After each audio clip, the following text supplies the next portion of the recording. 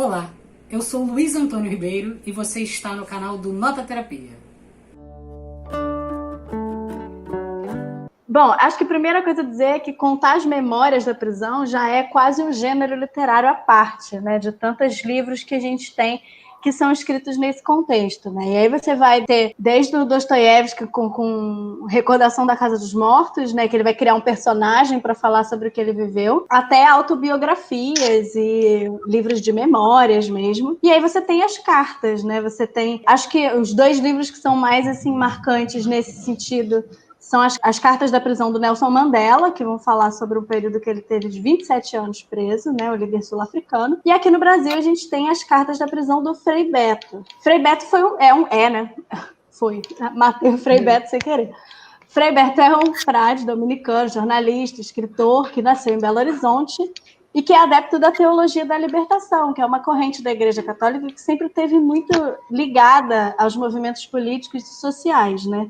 Então, durante a ditadura militar no Brasil, Frei Beto estava aliado à Aliança Nacional Libertadora, passou a ajudar presos políticos e foi preso em 1969, alguns dias depois do Marighella ter sido assassinado. Então, Cartas da Prisão é um compilado de cartas do Frei Beto para familiares e amigos dele durante os anos que ele esteve preso na ditadura militar no Brasil.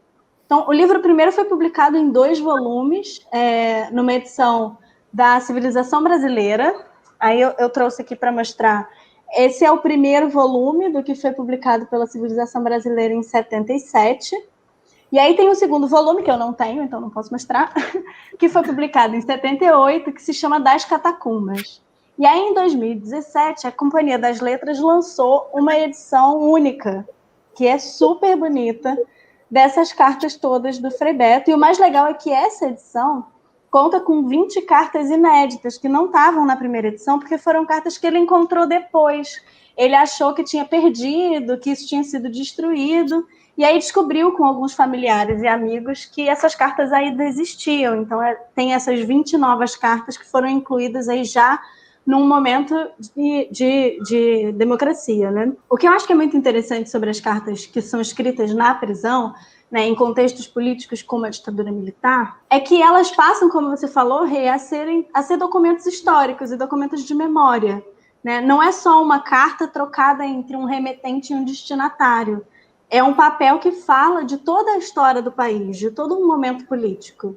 O Frei Beto conta, por exemplo, que algumas cartas tinham um conteúdo mais tranquilo e não tiveram problema, por exemplo, para atravessar os muros da prisão. Mas algumas cartas que eram mais assim incisivas e que denunciavam a tortura e a violência e todo o regime militar, tiveram que sair da prisão de maneira clandestina. Então, por isso que eu acho que dialoga super bem com isso que a Pamela trouxe, né, de as cartas, sejam elas em papel ou nessas cartas cassetes do Chico, acabam tendo que criar esses subterfúgios, né? E só o fato de precisar criar subterfúgio já fala muito sobre qual era o contexto político que se vivia naquele momento, né?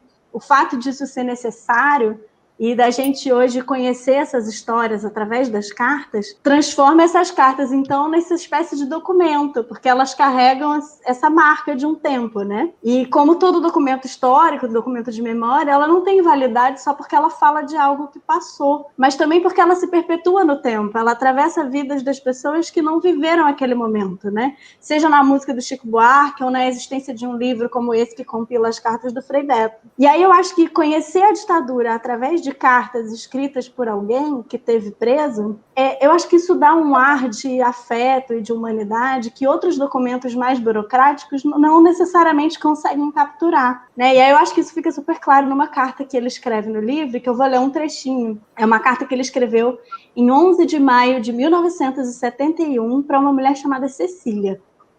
Ele diz assim: querida Cecília, eu gostaria de passar a data do seu aniversário com você, comemorando junto de sua pequena família, mas sei que devo suportar mais esse sacrifício. É lamentável que o amor esteja tão enraizado dentro do nosso coração quando estamos encarcerados numa prisão, sem possibilidade de abraçar aqueles a quem mais profundamente amamos. Ao redor de nós existem grades que foram desenhadas, fundidas, moldadas, pintadas, parafusadas pregadas e fechadas por mãos como as mãos que você tem, que eu tenho, e que agora não podem se unir. Tal como a distância nos separa, é grande o amor que sinto por você. E aí ele vai continuar a carta, e acho que é um trecho que mostra exatamente isso, né? A força que a carta tem de trazer uma vida no relato histórico que um documento mais burocrático nunca poderia trazer.